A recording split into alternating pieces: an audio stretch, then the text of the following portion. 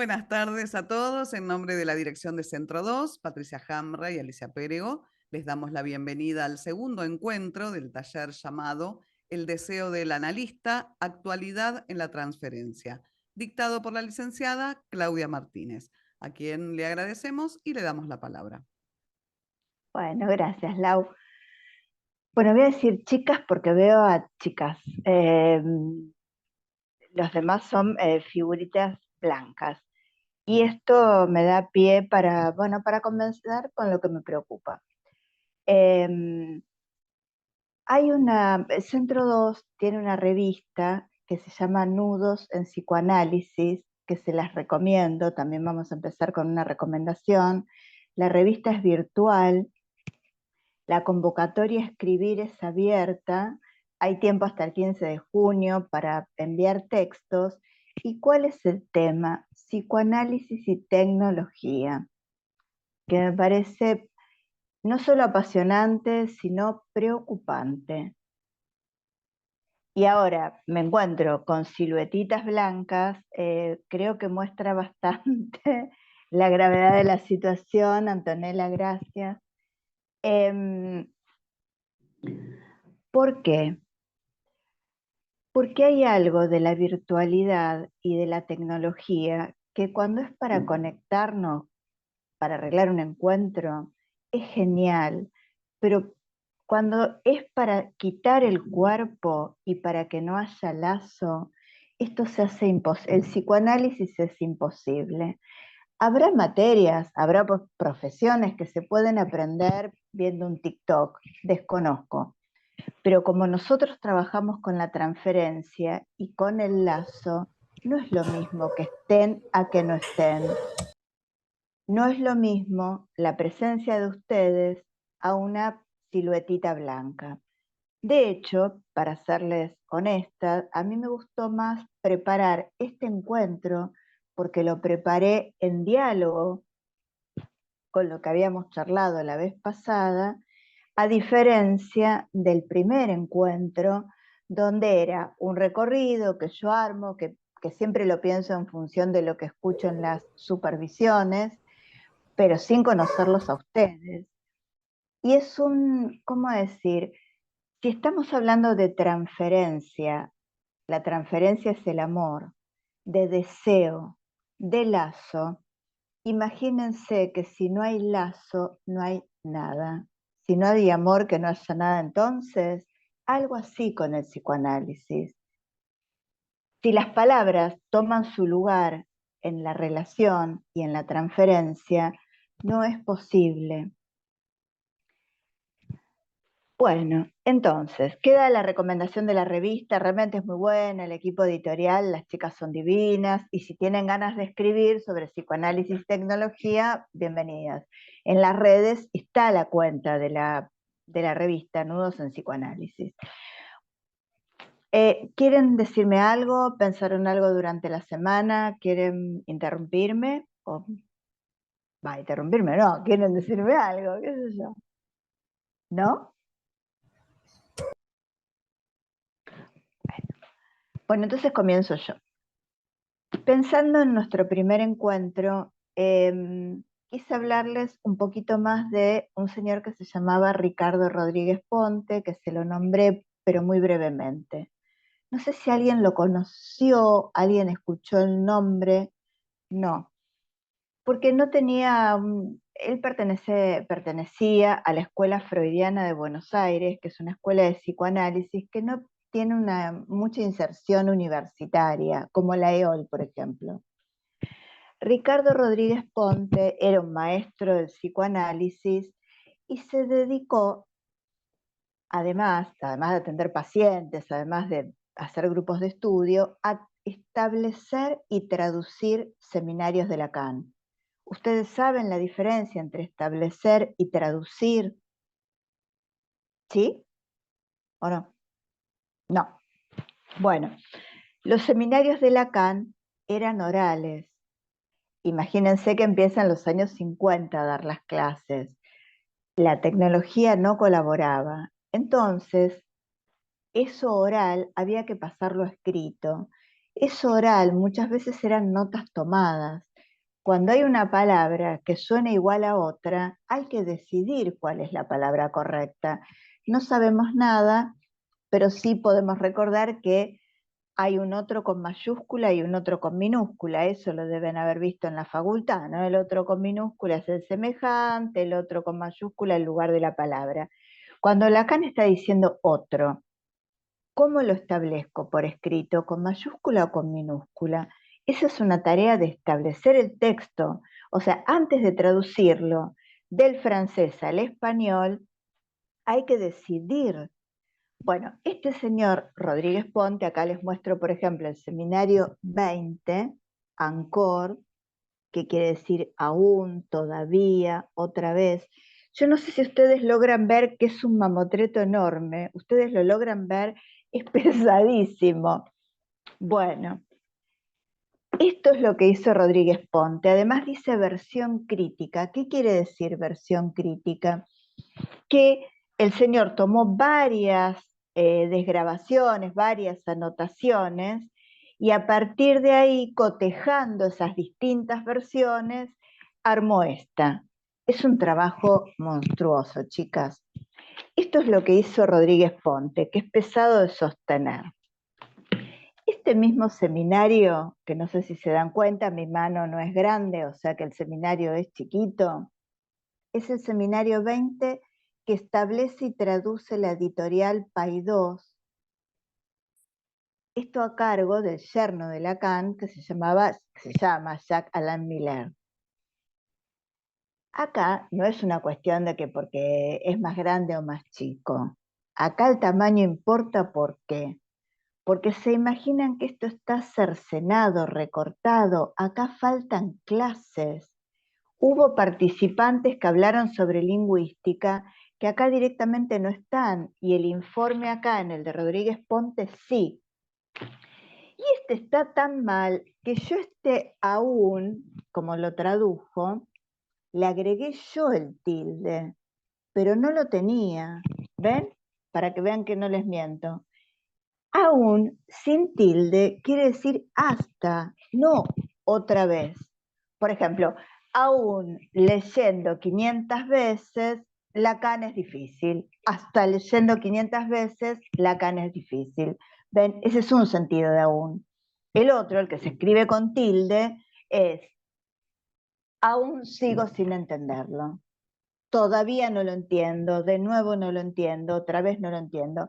Ven que son palabras distintas. Un tilde, o una tilde, qué sé yo cómo se dice, abre un mundo. Y esto me importa transmitir. Nosotras trabajamos con la palabra, debemos ser delicadas a la hora de escuchar. Entonces no es lo mismo que el análisis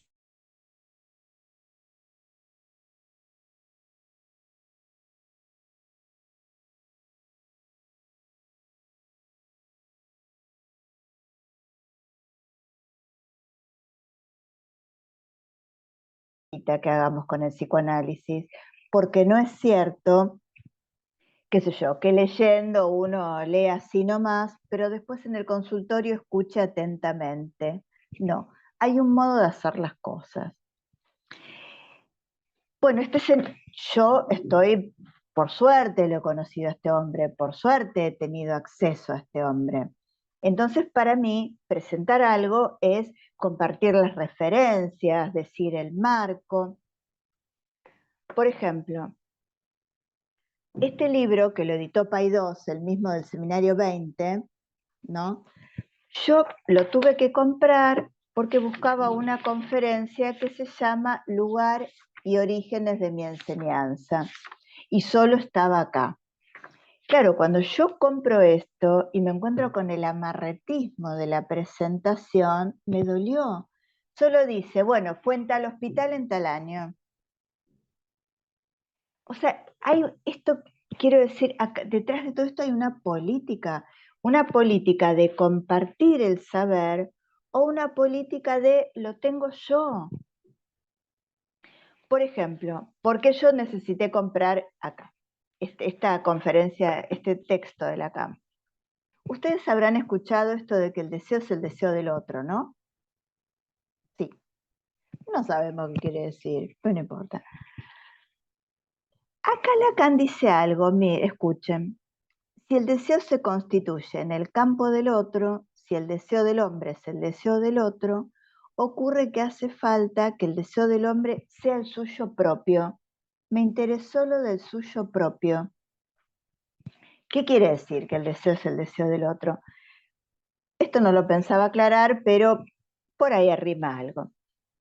El otro, por ejemplo, es el otro cuando uno habla del lenguaje, de la cultura, que el deseo es el deseo del otro, quiere decir que hace 50 años a nadie se le hubiese orientado el deseo para estudiar, yo qué sé, cómo hacer un TikTok, porque no existía.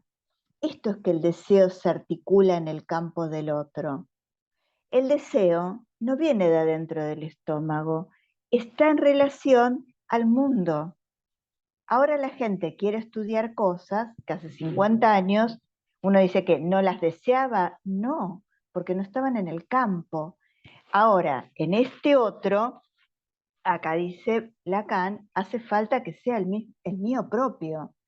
Bueno, a mí me parece que el cómo llevamos adelante el psicoanálisis, si es lo mismo poner la cámara que no, si es lo mismo aprender Lacan por TikTok o no, bueno, yo tomo una posición respecto a esto, no lo creo posible. Ahora, ¿cómo llegué acá? Porque yo, la verdad es que no tenía presente esta frase de hace falta que el deseo sea propio. Ustedes tomen nota de los autores y estas cosas que les digo, porque como por suerte yo no escribo, no les voy a recomendar nada escrito por mí. Y sí tengo muy buenas lecturas, muy buenos autores, entonces a ustedes les va a servir esto para un futuro. Lo digo con total honestidad. ¿Cómo llegué yo a esto de que hace falta que el deseo sea el propio? Leyendo este librito de un señor que se llamaba, murió también, Jean Alouche. No sé si les suena Alouche a alguien. Se escribe Jean Alouche. Este hombre dice, Lacan supo diferenciar el deseo que digo está en acto en la sublevación del deseo del otro. Este deseo que está en acto en la sublevación es el propio. Me sublevo a relacionarme virtualmente cuando puedo hacerlo presencialmente. No es lo mismo que el otro tenga cuerpo a que no lo tenga. Ustedes saben que esto me lo enteré, la verdad, por un psicoanalista, no sé si lo dije la vez pasada, que se llama Gustavo Dessal, es de la EOL.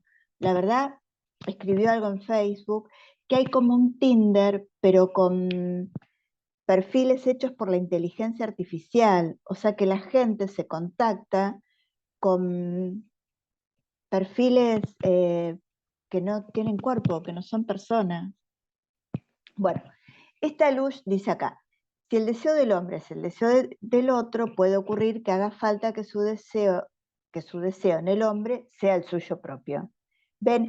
Y abajo pone la referencia a luz, Jacques Lacan, lugar y origen de la palabra. ¿Ven? Entonces, este tipo te dice a dónde vos podés ir a buscar la referencia, no se la guarda. No queda como que el que sabe esa luz, lo comparte. ¿Ven que hay una política de esto? Y a su vez, y esto se los digo de verdad, al compartir, uno se enriquece. En los grupitos, distintos grupitos que yo tengo, por compartir, no saben las cosas lindas que me vuelven de las chicas. Y por supuesto termino más enriquecida que si yo me lo guardara.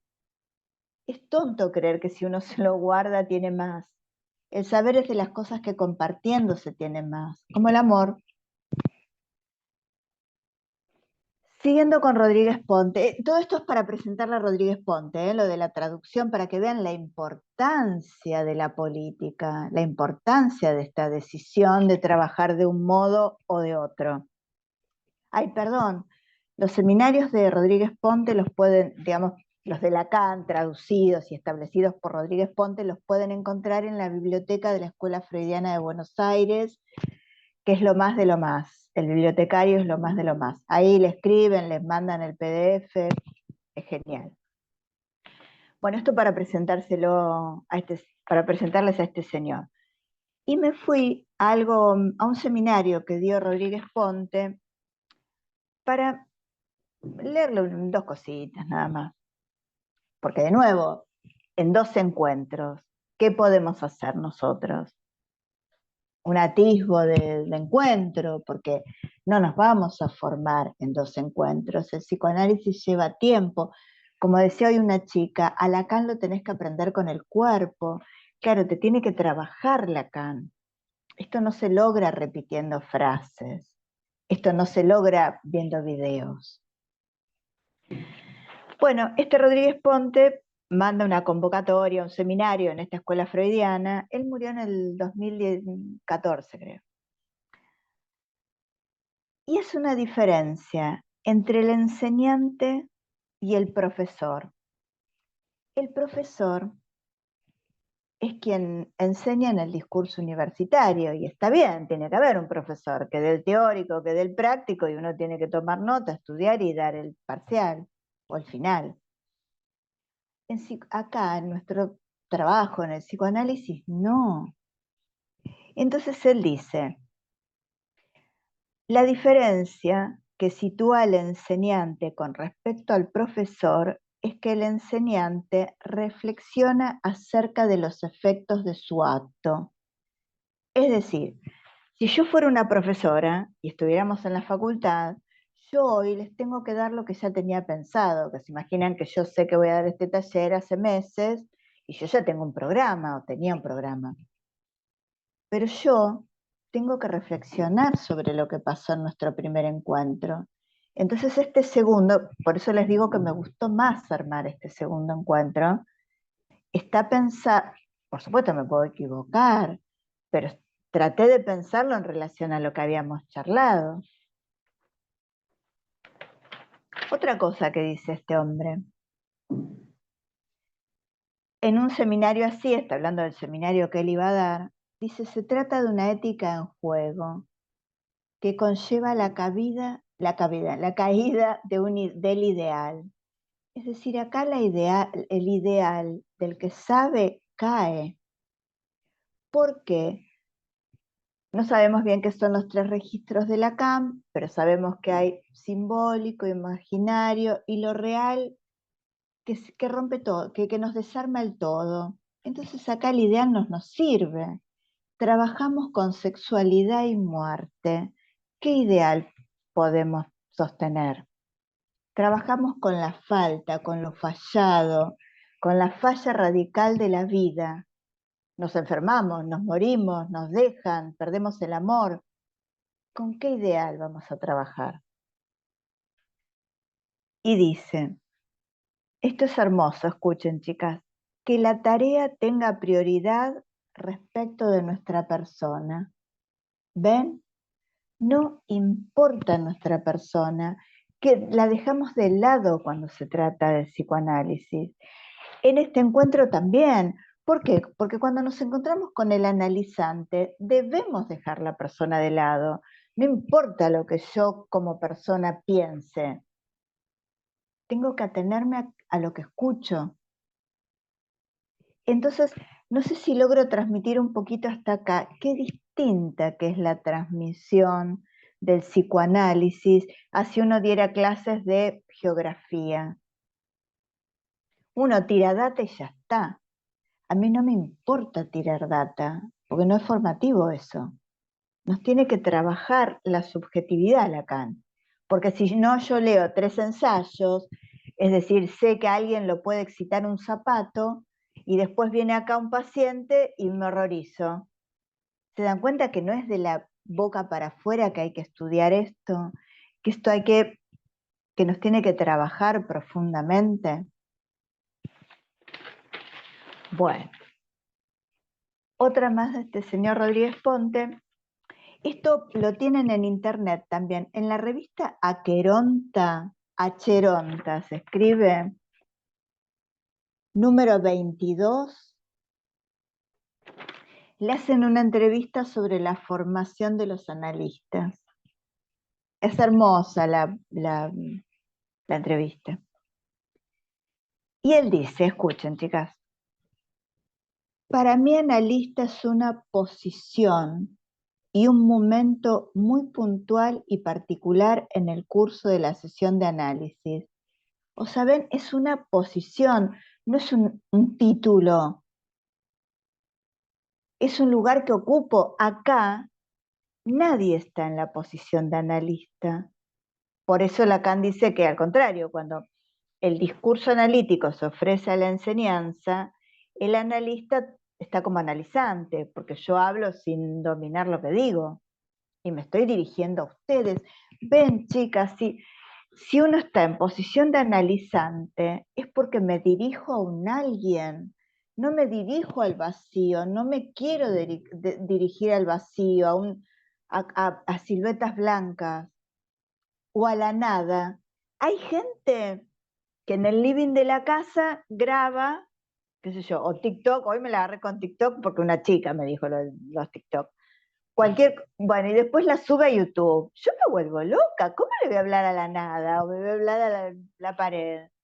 Necesitamos dirigirnos al otro. Tiene que haber un oyente si trabajamos en psicoanálisis. No puedo hablarle a la nada, no puedo. Dice, es una posición, fíjense, y el análisis del analista es el que permite alcanzar cada tanto esa difícil, inhumana posición. Dice el análisis del analista, no que yo repita frases hechas, no que lea, sí que por supuesto hay que leer, por supuesto que hay que estudiar, pero si acá importa el análisis del analista es porque importa que nos trabaje la posición, porque estoy laburando con la falta, con la falla radical de la estructura y quiero sostener un ideal de completud y de que sé, es un contrasentido. Y bueno, ahora no lo tengo acá, pero en un seminario 2, en una charla, en una charla que él tituló, Miller le ponía los títulos, preguntas al que enseña, él dice, no quieran parecer inteligentes, ya se burla y dice, ya sabemos que son inteligentes, expónganse, hablen, porque si no son capaces de exponerse como analistas, ¿de qué son capaces? O sea, particularmente debemos dejar el narcisismo de lado. Por supuesto, estamos en un ámbito de respeto, no es exponerse al maltrato, porque acá nadie va a maltratar a nadie. Quiero decir, exponerse en el sentido de que me equivoco, de que fallo. Dice, una posición, bueno, que Lacan llama de distintas maneras. Deseo del analista, el título del seminario tiene lo de deseo del analista. Deseo del analista, atenerse al discurso y nada más. Y agrega Rodríguez Ponte, no se trata de no experimentar sentimientos. Es más, dice, porque alguien analizado no iba a reprimir menos y tener sentimientos, qué sé yo, que al paciente lo puede querer, lo puede odiar, lo quiere matar, no importa. Pero dice, pero posterga eso, lo pone aparte para atenerse a lo que escucha. Entonces, no es que uno sea una momia, uno siente, pero no interviene desde ahí, desde lo personal. Y dice, bueno, el análisis es lo que permite alumbrar ese deseo del analista.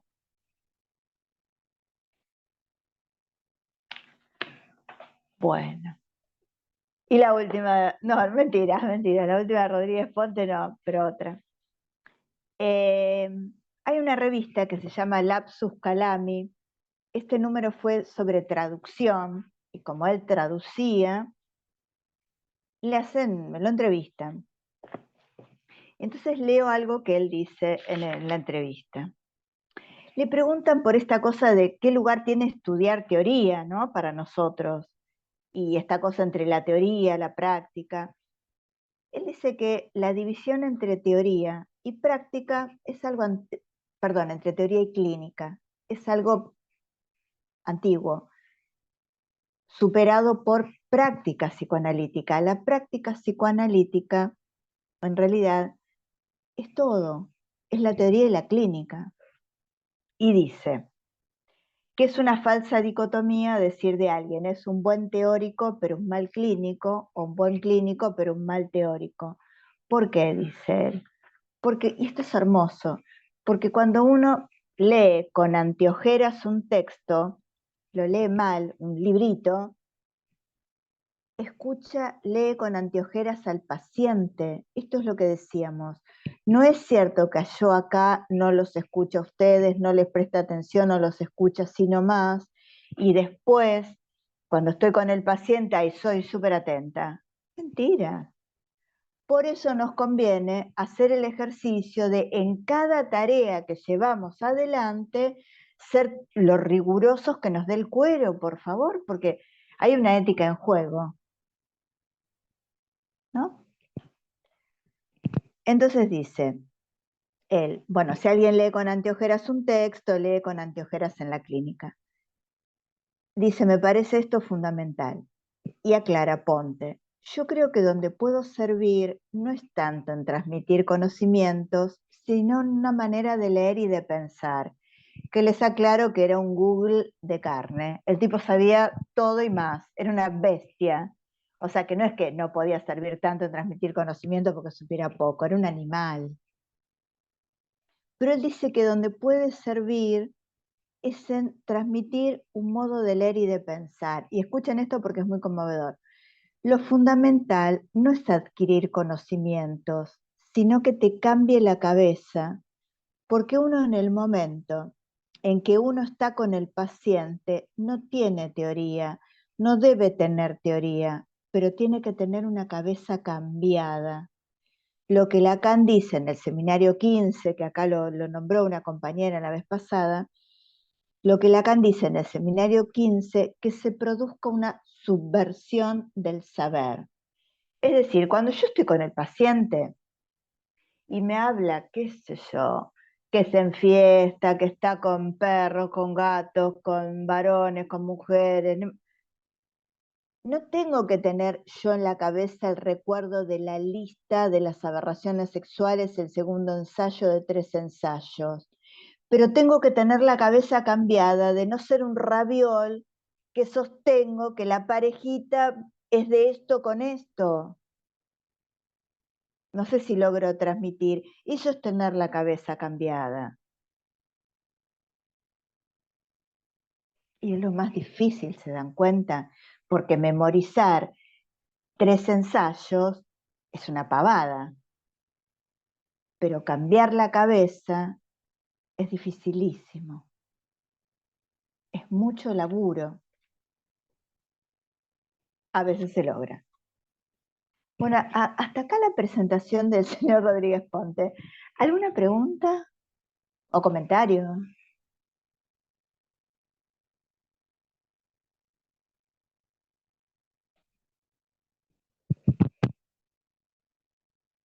¿Nada?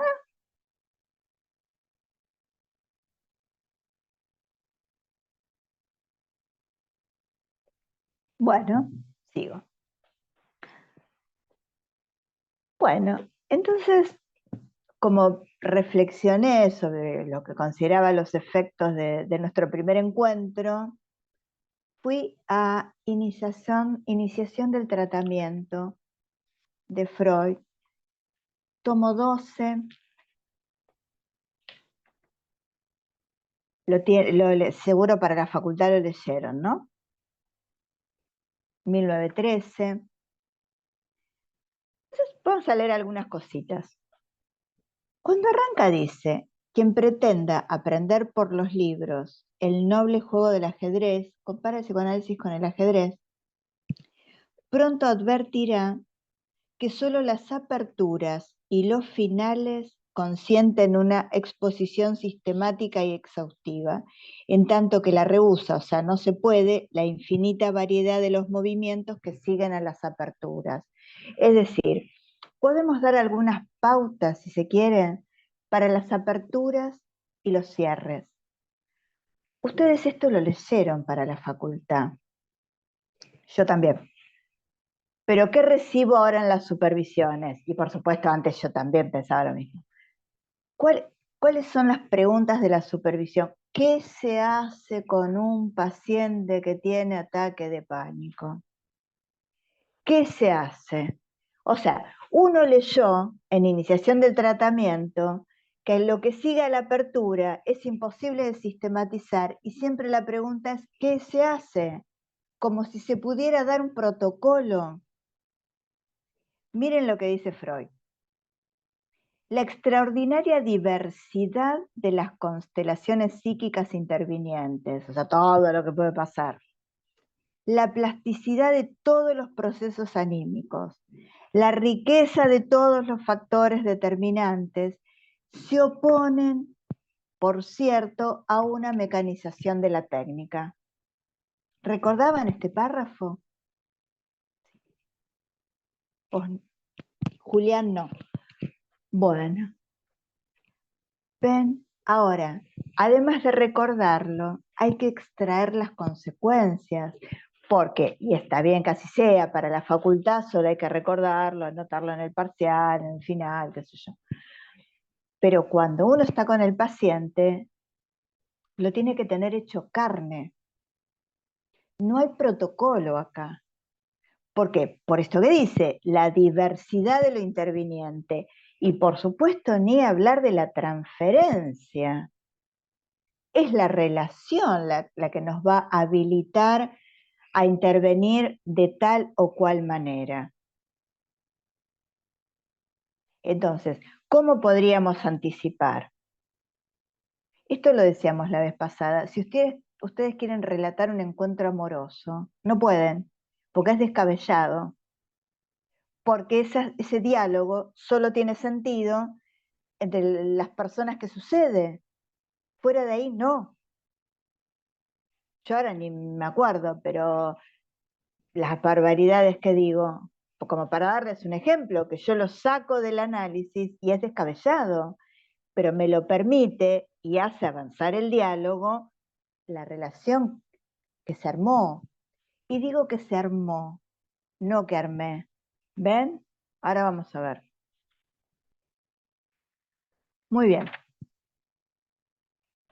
Otra de las cosas que les quería compartir de este textito es el valor de las expectativas, dice Freud. ¿Qué valor le damos a las expectativas con las que viene alguien? Es decir, es lo mismo que venga porque lo mandó el médico, pero no cree para nada en el psicoanálisis, o viene súper contento porque le hablaron maravillas del psicoanálisis, entonces cree a full en el psicoanálisis. Vieron que esto se escucha. No, pero vino porque lo mandó el médico, o con niños. Y no, viene porque lo traen, desmereciendo que viene. Dice Freud, en realidad esta actitud de los pacientes tiene un valor harto escaso, o sea, muy escaso. Su confianza o desconfianza provisionales apenas cuentan frente a las resistencias internas que mantienen anclada la neurosis. En el análisis no ha menester, no ha necesidad de que tenga confianza. Esto me parece importantísimo porque no importa lo que crea el yo cumple una función de desconocimiento.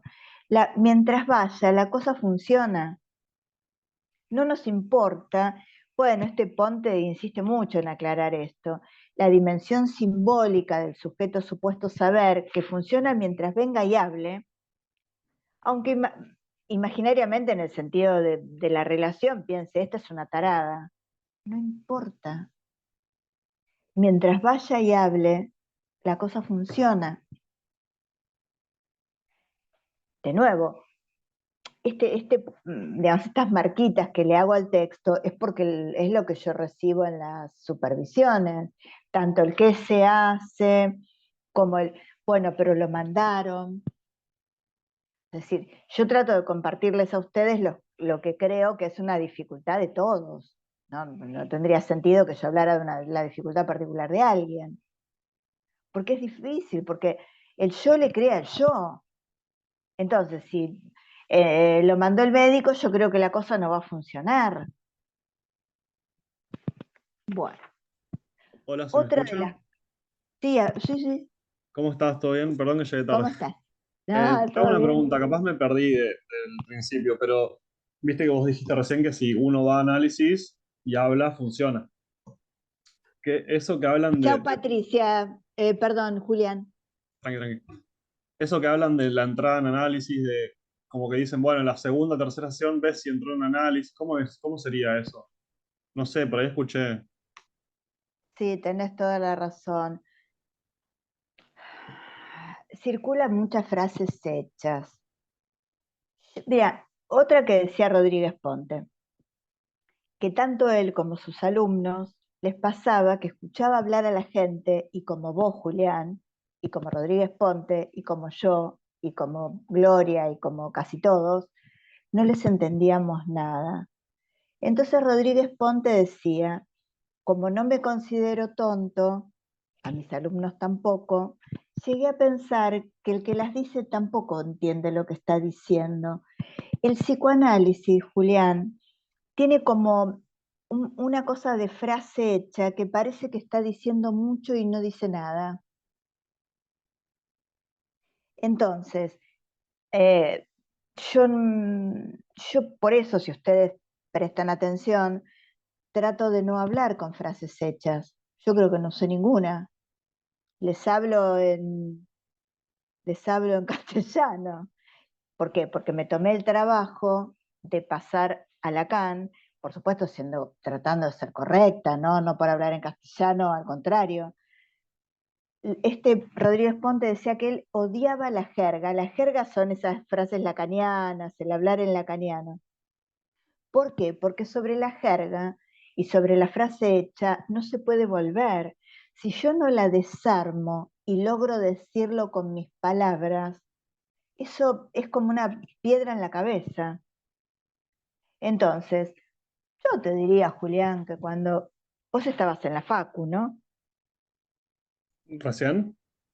No, no, perdón, ahora, Ah, todavía no te sí, sí, yo estaba recibiste. en la... Sí, Sí, sí. estás en la facu. Bueno, cuando te empiecen a llegar los pacientes, los analizantes, puedes ir supervisando e ir viendo acompañadamente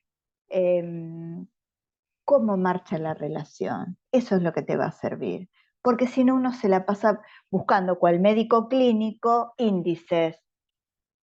A ver, ¿tiene hongos? A ver, me fijo, ¿qué índice tiene? No sé, digo, no sé por qué es en la piel el hongo, no sé, no tengo idea. Entonces, uno se transforma en un médico en vez de dejarse tomar por la relación. Después pensás tranquilo qué está pasando en esa relación. Me parece que eso te va a servir más. No, Pensar la relación. Sí, por eso preguntaba, porque como te dije, se escucha como un montón eso de entrar en análisis, cuándo se entra en análisis. Yo creo que es como vos decís, si alguien va y habla, ya como que hay algo en marcha y se puede trabajar, ¿no? Pero total. por eso te pregunté, es porque escucho eso que la Sí, entrada en análisis. sí, sí, sí, sí, sí, y te agradezco la pregunta, te agradezco porque también es algo que me llega en la supervisión, sí. Entró en análisis, como, porque aparte se presentan, primero que se presentan casos clínicos, como si fueran eh, médicos. ¿Vieron como uno habla de los periodos de la enfermedad? Bueno, así se habla del encuentro analítico. Entonces, Soledad, chau, chau.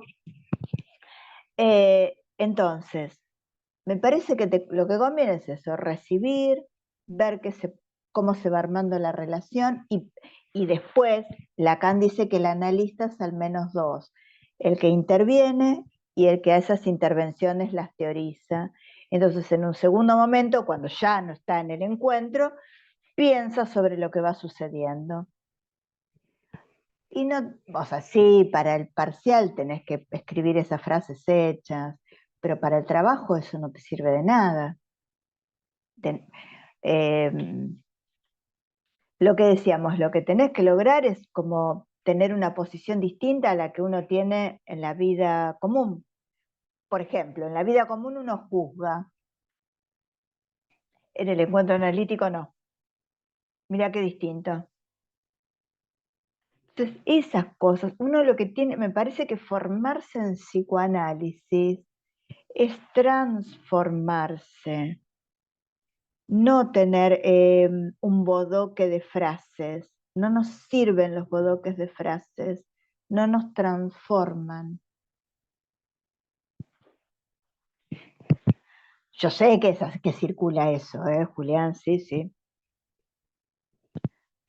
¿Alguna pregunta más?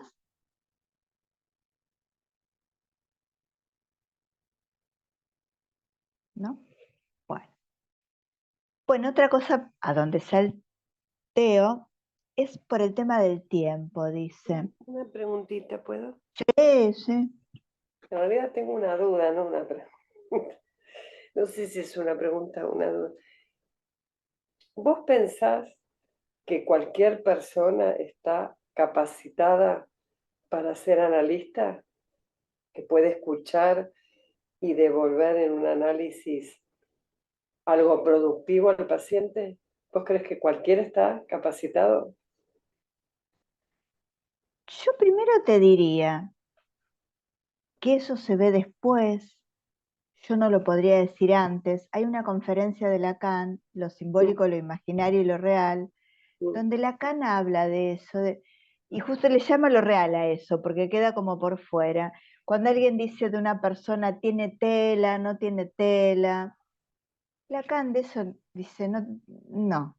Porque de nuevo, como es una posición, me acordaba de algo que más vacío esté uno de su persona, más puede recibir al otro.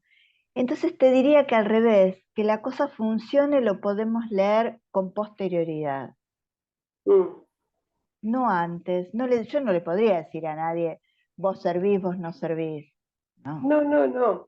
No servir, es como que, no sé, ¿viste cuando te dicen sos apto para, no sé, cantar, sos Y apto? acá no, y acá no, Eso, a acá eso. no, porque tiene que ver con el amor, entonces todos lo somos y nadie lo es. Gracias. No, no, de nada.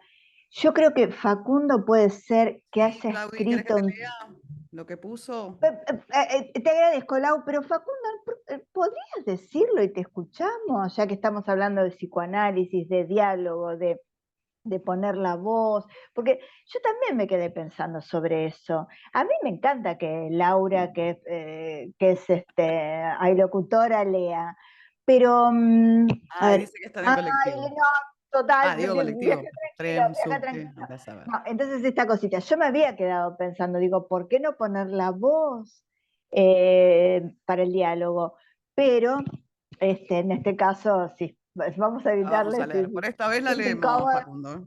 Dale, dale, Dice, dale, hola, saluda, muy educado. dale. Yo creo Hola. que es muy difícil trabajar cuando no existe demanda de análisis. Por ejemplo, cuando lo mandan del juzgado, del médico, etcétera. Quien está en el consultorio llega muy hablado y no habla tanto él, o con un sentido muy totalizador. Y pienso de lo que se trata para entrar en análisis un poco es de desarmar ese sentido y tratar de que se haga alguna pregunta allí, más allá del motivo médico por el que fue.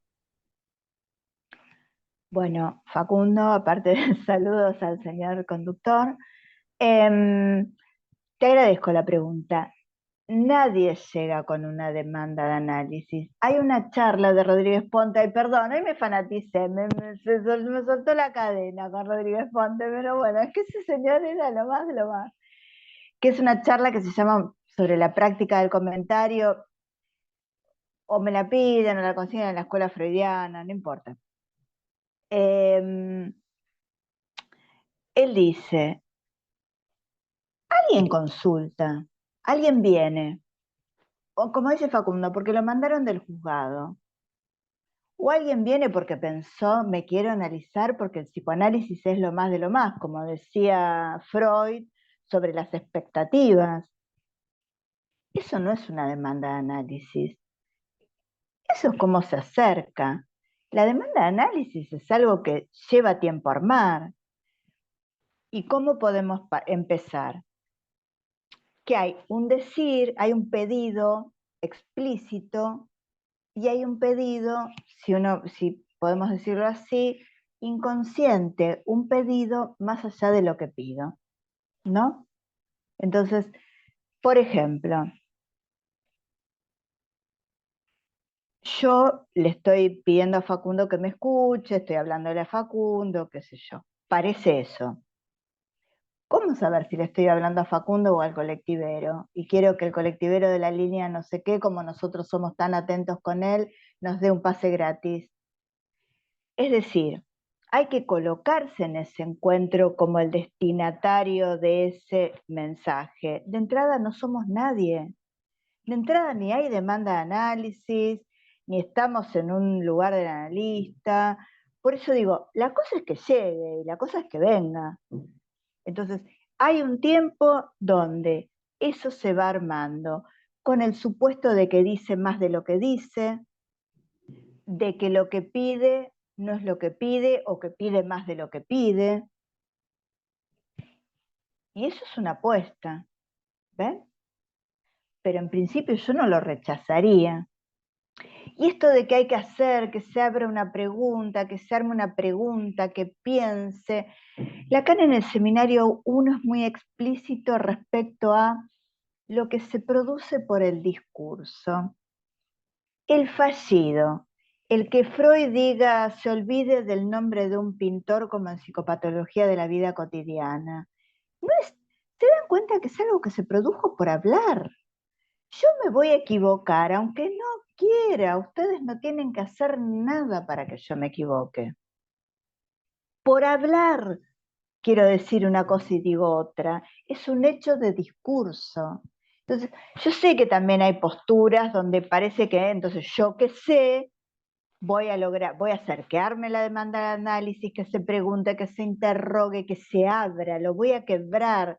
No, pobre persona. Yo solo la recibo, la dejo hablar.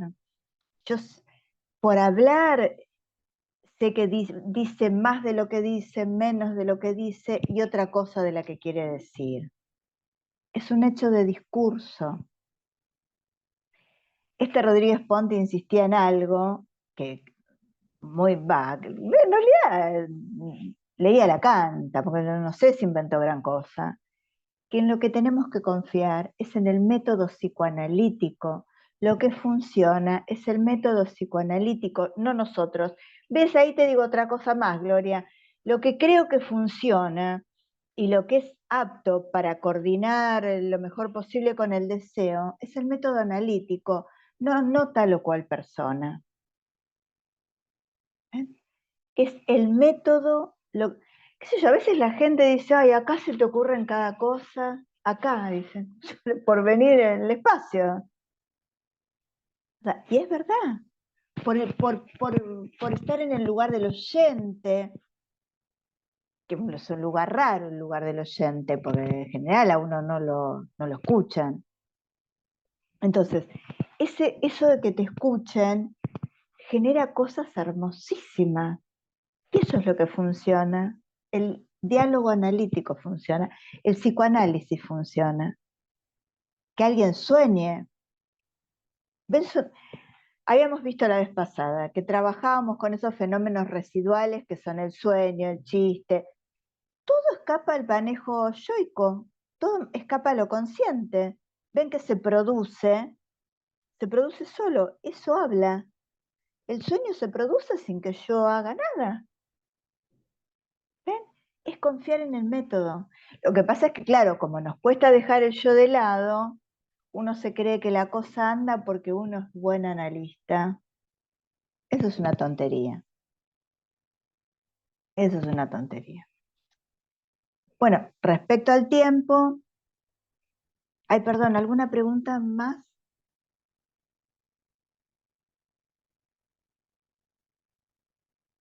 Porque importan las preguntas, se dan cuenta que lo importante es afinar lo que yo digo con ustedes, no lo que a mí se me ocurrió que hay que decir. Bueno, por el tiempo. Dice, bueno, la pregunta por cuánto va a durar esto es de respuesta imposible, dice Freud. ¿Por qué? Porque primero no sabemos la rapidez de alguien, el ritmo de alguien. Pero aunque lo supiéramos, dice Freud, puede alterar el ritmo. Entonces yo no sé cuánto va, pero se dan cuenta, escapa al manejo del yo. ¿Cómo sé si va a haber un fallido, no va a haber, si va a tener un sueño, si va a asociar, si no, qué sé yo? Dice otra cosa sobre el tiempo. Hasta las personas más inteligentes pierden la relación, la proporción entre tiempo y trabajo. Eso pasa también en las supervisiones. Habla siempre de lo mismo. Hace 3 semanas que empezó y habla siempre de lo mismo. Pero ¿y de qué va a hablar si no es siempre de lo mismo? Aparte, toda una vida con una determinada cosa, ¿la va a cambiar en 3 semanas? Con el gimnasio uno es más contemplativo, porque no pretende ir 3 semanas y que se arme el músculo, ¿o no? Acá no sé qué se pretende. Y miren qué lindo lo que dice Freud. Yo desapruebo comprometer a los pacientes a que perseveren cierto lapso en el tratamiento, que interrumpan cuando quieran. Yo también escucho relatos donde el analista le dice, no, ahora va a dejar en lo mejor. No, no, no, estamos trabajando esto que hay que continuar trabajándolo. Como si uno pudiera decirle al otro sobre qué trabajar y cuánto. ¿Ven? Otra cosa que el psicoanálisis es al revés de todo, al revés que la medicina, porque en medicina sí el médico te dice, no, tiene que continuar. El médico te da el alta, porque estás curado, o te dice, tome 10 días más de antibiótico. Bueno, acá no. Y además dice Freud, alteraciones anímicas profundas solo se consuman con lentitud. Y yo les empecé recomendando la revista del Centro 2 que va a salir, y si quieren escribir, no solo recomendando, sino diciéndoles que hay una convocatoria a escribir. Julián, no sé si estabas, está en las redes la revista, es sobre psicoanálisis y tecnología. Si hay algo que nos destrozó la tecnología es la subjetividad respecto al tiempo. No hay tiempo, no hay tiempo. O sea, en 2 encuentros, ¿qué vamos a lograr? Nada. Bueno, sí, yo me muero porque ustedes se lleven estos datos bibliográficos que son hermosos, por eso quiero que tomen nota. Pero alguien se va a formar en 2 encuentros y no. O nos vamos a conocer en 2 encuentros y no. Bueno, la subjetividad de la época es sin tiempo, no hay tiempo. Y se dan cuenta que para el psicoanálisis necesitamos tiempo porque el lazo está hecho de tiempo. ¿Ven? Entonces, hay cosas a las que no podemos ceder. Ya, yo no sé, el otro año había dicho que nunca más iba a dar un curso, un taller virtual. Y mentí. Estoy haciendo de nuevo un taller virtual. Bueno, qué sé yo, en eso miente, puedo mentir, no, qué sé yo. Pero en que es lo mismo que ustedes pongan la voz y la cara y dialoguemos a que yo le hable a la nada, ¿es lo mismo? No, no. ¿Voy a hacer un TikTok yo? No, aparte porque no lo sé hacer. No, porque el psicoanálisis no se forma uno con un TikTok.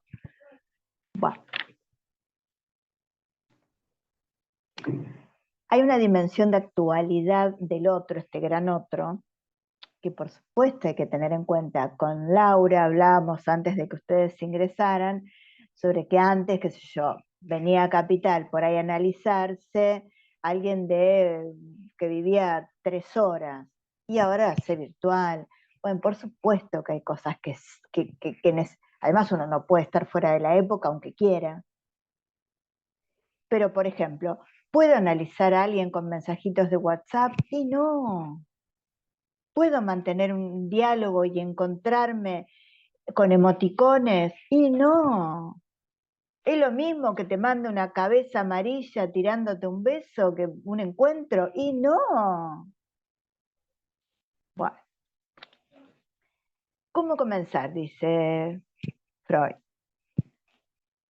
Dice, no interesa con qué material empecemos. Dice, se deja al paciente mismo hacer su relato y escoger el punto de partida. ¿Ven? Parece una estupidez, pero yo siempre escucho, todos caemos en esto de que tiene que hablar del motivo de consulta.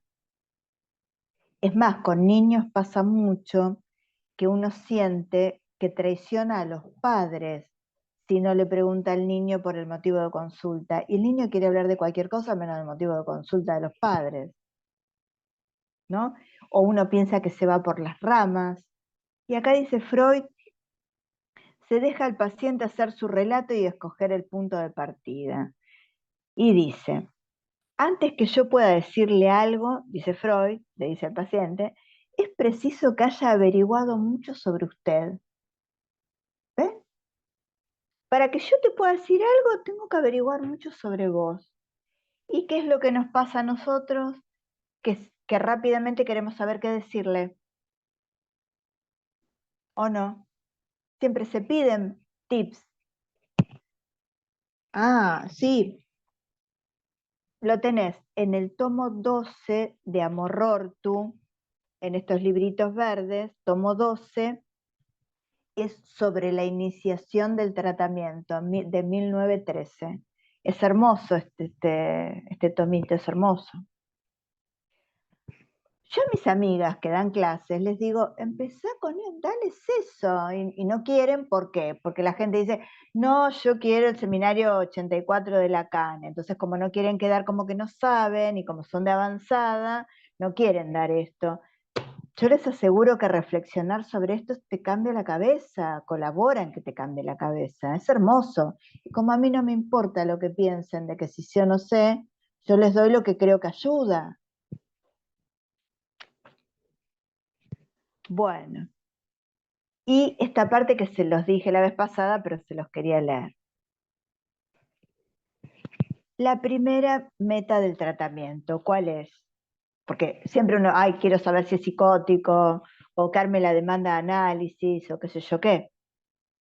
La primera meta del tratamiento sigue siendo allegarlo a este, o sea, al tratamiento, y a la persona del médico, o sea, del analista. Freud dice médico, es el analista. Para ello no hace falta más que darle tiempo, de nuevo lo del tiempo, ¿se dan cuenta? Si se le testimonia un serio interés, si se le testimonia un serio interés, el paciente por sí solo produce ese allegamiento. Entonces no es que me tengo que poner a decirle no sé qué cosa y hacerme la que sé. Lo tengo que escuchar con atención como cualquier ser humano y darle tiempo. Y eso se produce solo. Dice, y miren qué lindo esto también. Es verdad que uno puede malgastar este primer éxito si desde el comienzo se sitúa en un punto de vista que no sea el de la empatía, un punto de vista moralizante. ¿Ven? Si yo lo recibo, todo bien, lo escucho, se produjo, qué sé yo, pero tengo una postura moralizante, arruiné todo. Y a ustedes les parece descabellado, pero no saben lo común que es tener una postura moralizante. Con el sexo, con el trabajo, con el estudio, porque todos nos hacemos los modernos, pero es mentira, todos tenemos actitudes moralizantes, acordes a cada ideología, ¿no? Muy bien. ¿Alguna pregunta de esto? Por el Bueno, momento no. por el momento no. Bueno. O sea que es para releer este texto, aunque los piensen que ya lo leyeron para la facultad, porque nos hace pensar, porque es muy fácil leer y no extraer las consecuencias de lo que uno lee.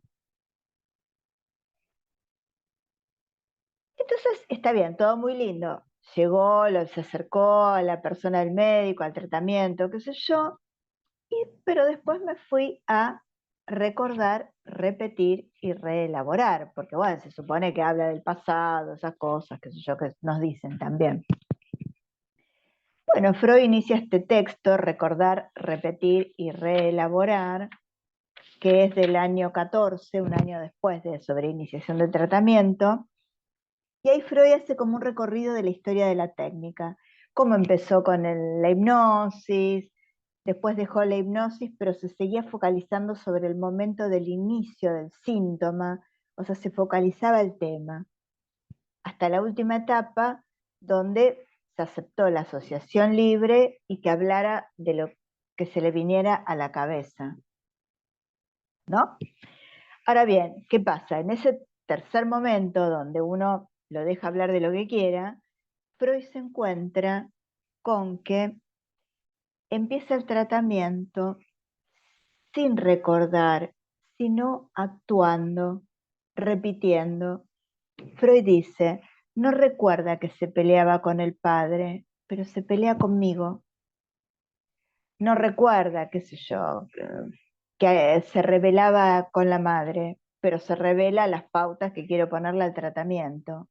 Es decir, en vez de recordar, actúa, repite.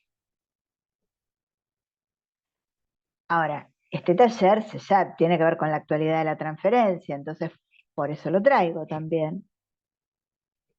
Bueno, Freud dice que esta compulsión de repetición es una manera de recordar.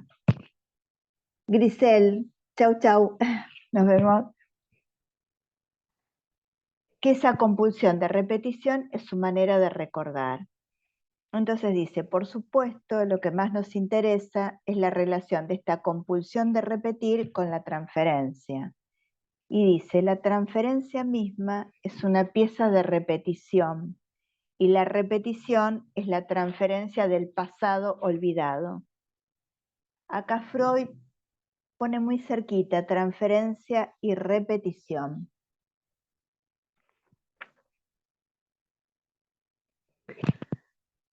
Ahora dice, de las reacciones de repetición que se muestran en la transferencia, se desprenden los caminos para retrotraer estas acciones, estas actuaciones, al recuerdo. O sea, se trata de que recuerde en vez de que actúe. O sea, ¿cuál es la hipótesis que subyace acá? Que se repite porque no se recuerda, porque lo reprimí que me peleaba con mi papá. Entonces, si yo recuerdo, voy a dejar de repetir. Esta es la versión que todos sabemos, que si uno recuerda, deja de repetir la historia, ¿no? Esto es muy sabido. Ahora, ¿es así? Si uno recuerda, no repite. Era así hasta el 14. Ahora me fui a más allá del principio del placer. Quedamos con la pregunta esta. Si recuerdo, ¿no repito? Bueno, más allá del principio del placer está en el tomo 18 de Amor-Rortu, este tomito verde. Es de 1920. Y empieza así. Dice, en la teoría psicoanalítica adoptamos sin reservas el supuesto de que el decurso de los procesos, o sea, los procesos, se regulan automáticamente por el principio del placer. O sea, que lo que rige el funcionamiento de nuestros procesos psíquicos es el principio del placer. ¿No? Dice, lo sacamos de la experiencia. ¿Ustedes creen eso, que estamos regulados por el principio del placer? Bueno, la mayoría parece que sí, porque vieron esas terapias donde le hablan al paciente del bien y donde se van a sentir más a gusto y lo más sano y lo no tóxico y etcétera, etcétera. Eso es lo que más abunda. Entonces habíamos dicho que adoptábamos este principio de que lo que nos regía era el principio del placer. Pero Freud dice, pero, es hermoso, hay que leerlo con mucha atención a Freud, porque viene haciendo un desarrollo que te parece que va para acá y te mete un pero, te cambió todo. Ven que hay que leer atentamente. Pero en verdad es incorrecto, dice. Esto de que nos rige el principio del placer. Lo dice en la página 9. Pero en verdad es incorrecto. Dice, si así fuera, la mayoría de nuestros procesos anímicos tendría que ir acompañada de placer o llevar a él. Y miren qué lindo esto. La experiencia más universal refuta enérgicamente esta conclusión. ¿Ustedes viven en el principio del placer? No. No sé de dónde sacamos que el principio del placer rige los procesos. Ven que el yo es tremendo, cumple una función de desconocimiento muy fuerte. Después, en el punto 3, de más allá del principio del placer, está dividido por puntitos. Freud de nuevo hace un recuento de la historia, ¿no? de la técnica, cómo empezó con la hipnosis, después con el recuerdo despierto, aunque sí focalizado, después la asociación. Incluye esto de la compulsión a la repetición, que el paciente en vez de recordar empieza repitiendo. O sea, hasta acá ninguna novedad. Ustedes dirán, salvo esto de que no es el placer lo que prima, lo que mueve, ¿para qué los hago perder el tiempo con este texto? Si ya lo dijimos en recordar, repetir y reelaborar. Pero no, fíjense, Freud encuentra algo nuevo. Dice que la compulsión de repetición, ¿por qué se pregunta qué es este displacer? Son por ahí pulsiones que en su momento daban placer, pero ahora dan displacer porque el yo no se lo permite. Habrán escuchado hablar de esto, placer para un sistema, displacer para otro. O sea, que el yo viva como displacentero, una satisfacción que en otra época fue placentera. No, dice, lo nuevo, lo asombroso es que la repetición devuelve también vivencias pasadas que no contienen posibilidad alguna de placer y que tampoco en aquel momento tuvieron condiciones de placer. O sea, repite cosas en la transferencia que nunca fueron placenteras ni podrían serlo.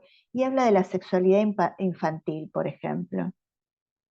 O sea que hay algo originario en la sexualidad fracasado, fracturado y fallido, que se repite, y uno dice y se repite porque es así.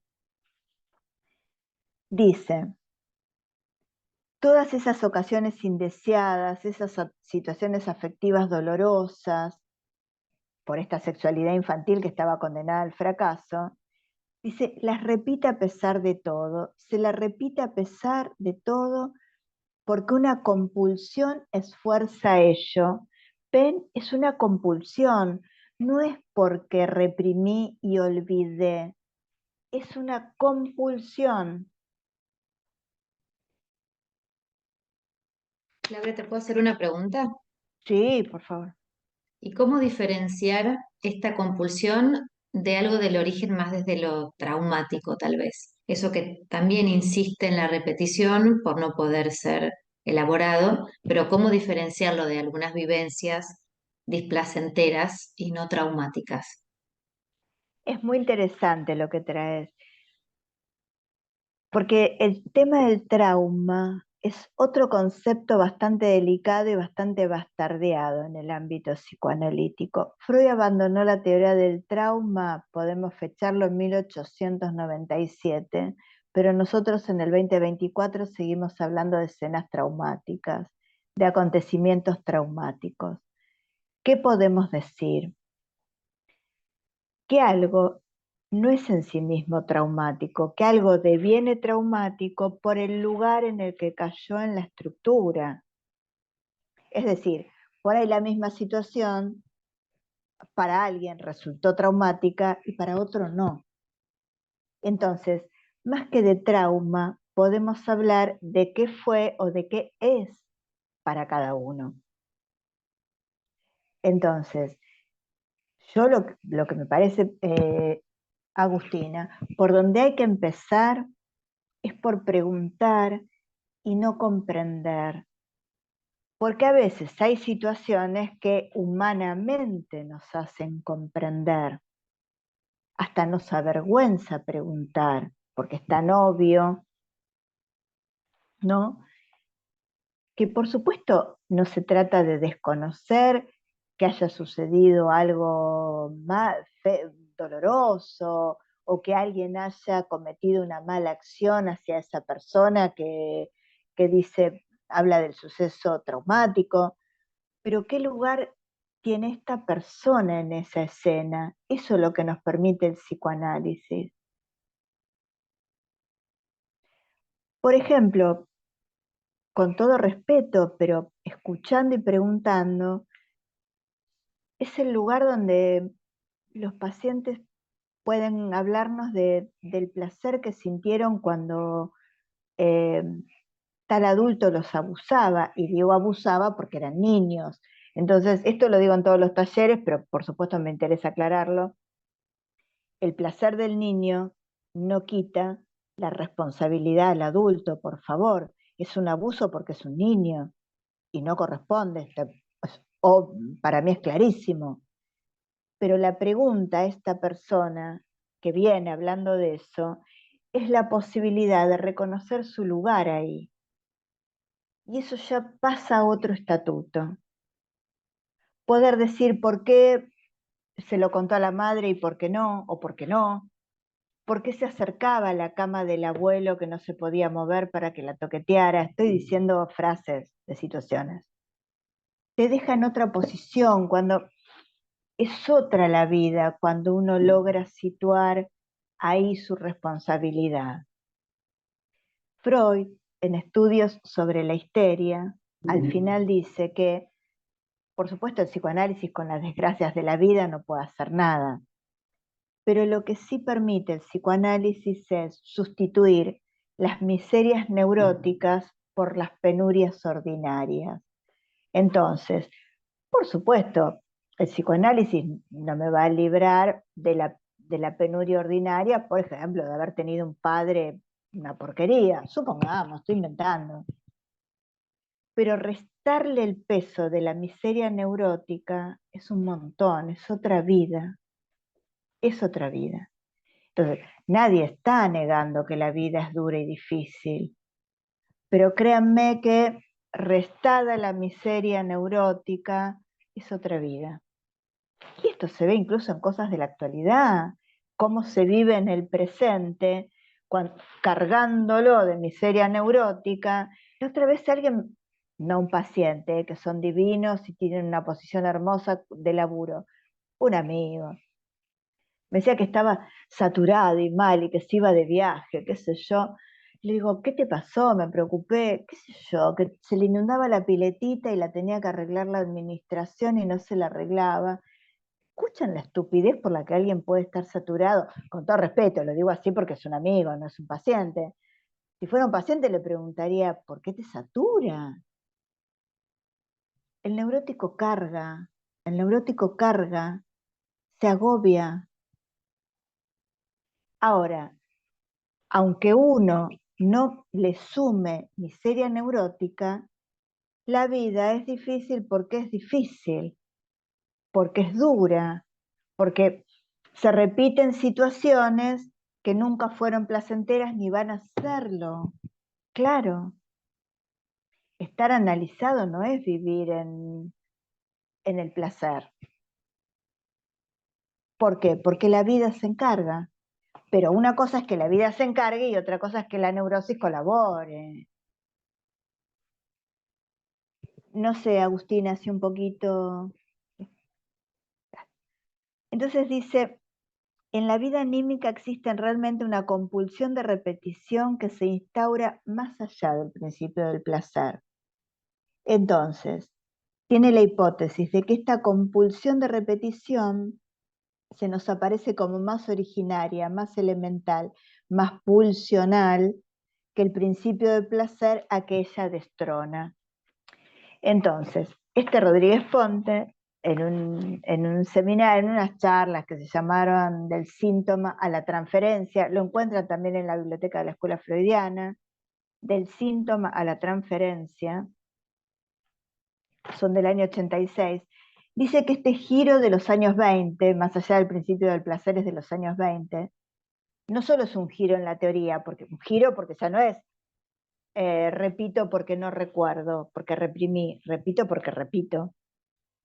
Dice, este es un giro para cada uno, para cada analista, porque dice, es una conmoción esto de que el principio del placer ya no es lo que regula, que la repetición no tiene un para qué, no es que repito para elaborar, repito porque repito, no tiene para qué ni por qué.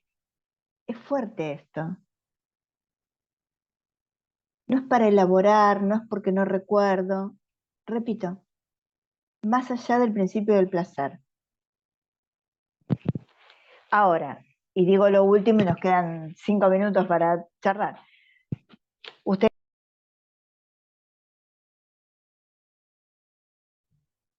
Te muteaste, Clau. perdón, esto es un spam. ¿Me escuchan? Sí. Sí. Fui al seminario 8 de Lacan, el de la transferencia, también yo tengo el establecido por Rodríguez Ponte. Dice, la presencia del pasado entonces, tal es la realidad de la transferencia. Placentero, displacentero, olvidado, no olvidado. Bueno. Ahora dice, es una presencia un poco más que presencia, es una presencia en acto. Y ahí tenemos un lugar nosotros. Lo que no es suficientemente puesto en evidencia en lo que se dice ordinariamente. Si la reproducción es una reproducción en acto, entonces hay en la manifestación de la transferencia algo creador. Me parece esencial articular este elemento. O sea, perfecto, está toda esta repetición, pero está el encuentro. Y siempre en el encuentro está la posibilidad de algo creador. Y ahí está nuestro lugar, porque si no, al paciente lo atiende cualquiera. Si total solo repite, y no, esto es que formamos parte del cuadro, esto es que cada análisis es una posibilidad, que lo que ocurrió en otro análisis no es que no me importe, pero no me está diciendo que en este encuentro va a ocurrir lo mismo. No sé lo que va a ocurrir. Ven además por qué cultivar esta posición de ignorancia y no de saber, porque no sé qué vamos a poder crear en el encuentro. Los escucho.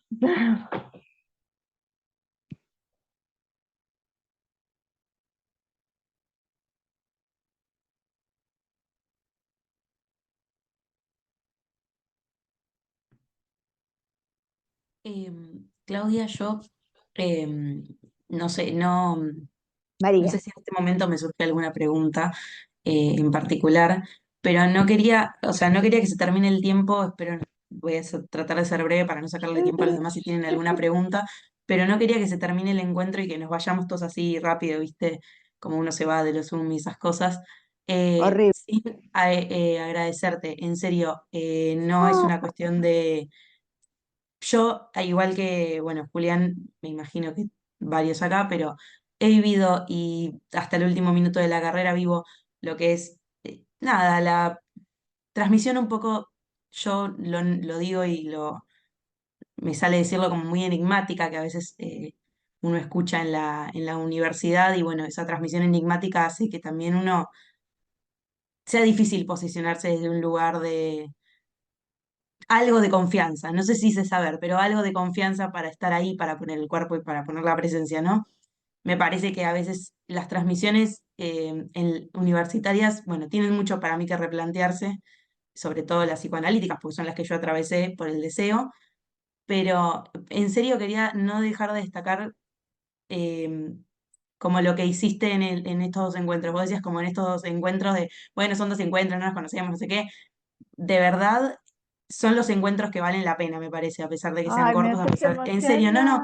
no te lo digo por una cuestión de, no sé, No, me no, no, pareció siento que importante no, no, porque no, lo sentí. cuando las cosas se hacen de una manera que se nota que lo hacen para esto, para transmitir y no para resarcirse narcisísticamente sobre lo que saben, sobre lo que no saben, sobre los casos mismos de siempre que uno escucha eternamente en la facultad de los mismos profesores.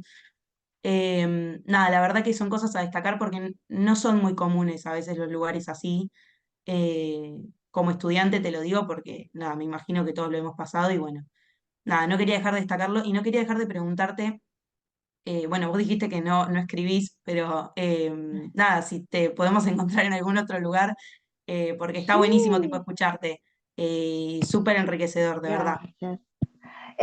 María, si tengo Instagram, Claudia Martínez, vas a ver que tengo en común a Centro 2, así que ahí sí, yo te reagradezco porque soy tan honesta, lo único que me importa es llegar a ustedes. Yo me desespero pensando, y ya que está, hago una confesión. A mí me puso muy contenta que hubiera futuros colegas. Me emocionó, y me hace emocionar, porque no me importa nada el narcisismo. O sea, para otras cosas sí, soy un desastre, pero para esto no tengo narcisismo yo, realmente me importa el paciente, me importa el trabajo.